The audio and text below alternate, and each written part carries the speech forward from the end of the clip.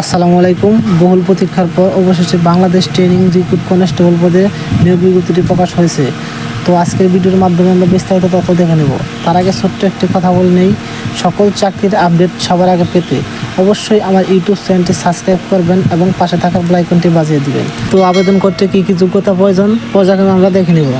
বাংলাদেশ পুলিশের training recruit constable পদে নারী ও পুরুষ প্রার্থী উভয়গণ আবেদন করতে পারবেন।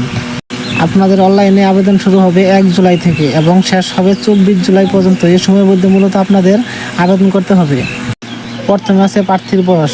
যাদের বয়স 24 জুলাই 2025 তারিখ হতে 18 হতে 20 বছরের মধ্যে মূলত তারাই আবেদন করতে পারবেন।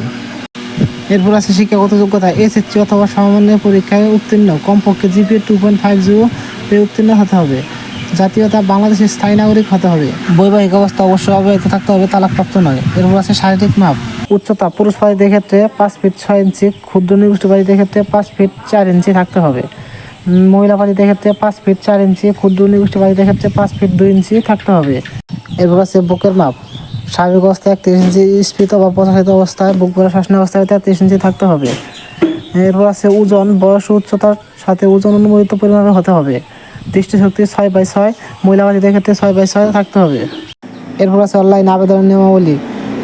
police.teletalk.com.bd এই ওয়েবসাইটে প্রবেশ করে মূলত আপনাদের আবেদন ফর্ম পূরণ করতে হবে। আমি আবারও বলছি, এখানে কিন্তু মূলত তার আবেদনের সময়সীমা উল্লেখ করে দিয়েছে 1 জুলাই সকাল 10 ঘটিকা থেকে 24 জুলাই রাত 12 ঘটিকা পর্যন্ত মূলত আপনারা অনলাইনের মাধ্যমে আবেদন করতে পারবেন। তো কীভাবে আপনারা অনলাইনের মাধ্যমে আবেদন করবেন, পরীক্ষার ফি কত টাকা জমা দিতে হবে, এখানে সব কিছু উল্লেখ করা আছে, আপনারা সুন্দর করে দেখে নেবেন। এরপর আছে প্রশিক্ষণ। পুলিশ হেডকোয়ার্টার্সে প্রতিনিধি সমন্বয়ে গঠিত চূড়ান্ত বাছাই কমিটি কর্তৃক চূড়ান্ত বাছাইকালে যোগ্য বিবেচিত প্রার্থীগণকে নির্ধারিত প্রশিক্ষণ কেন্দ্রে ট্রেনিং রিক্রুট কনস্টেবল টিআরসি হিসেবে 4 মাস মেয়াদী মৌলিক প্রশিক্ষণে অংশগ্রহণ করতে হবে।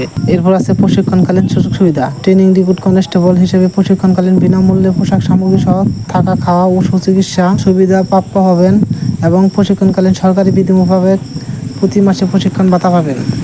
এরপর আছে নিয়োগ ও চাকরির সুবিধাদি। প্রশিক্ষণ সম্পন্নকারী প্রার্থীদের 2015 সালের জাতীয় বেতন স্কেল 17তম গ্রেডে বেতন প্রদান করা হবে।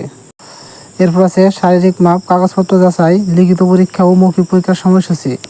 আপনাদের নির্ধারিত তারিখে স্ব জেলার পুলিশ লাইন্স মাঠে উপস্থিত থাকতে হবে। আমি আবারও বলছি, আপনাদের নিজ জেলায় যে পুলিশ লাইন্স মাঠ আছে ওইখানে মূলত আপনাদের মাঠ কার্যক্রম হবে। এখানে মূলত কোন জেলা মাঠ কখন হবে তারা কিন্তু উল্লেখ করে দিয়েছে। জেলার নাম: মাদারীপুর, কিশোরগঞ্জ, রাঙ্গামাটি, ব্রাহ্মণবাড়িয়া, ঝিনাইদহ, নড়াইল, সিরাজগঞ্জ, চাঁপাইনবাবগঞ্জ, কুড়িগ্রাম, সুনামগঞ্জ, জামালপুর, ফরিদপুর, টাঙ্গাইল, কুমিল্লা, খাগড়াছড়ি, খুলনা। 10, 11, 12 আগস্ট 2025 সকাল 8 ঘটিকা হতে শারীরিক মাপ ও কাগজপত্র যাচাই করা হবে।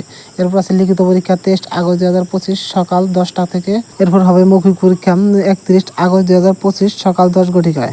এখানে সকল জেলার মাঠ কবে, কোথায়, কত তারিখে মাঠ কার্যক্রম শুরু হবে সকল কিছু দেওয়া আছে, আপনারা ভালোভাবে দেখে নেবেন। ধন্যবাদ সকলকে।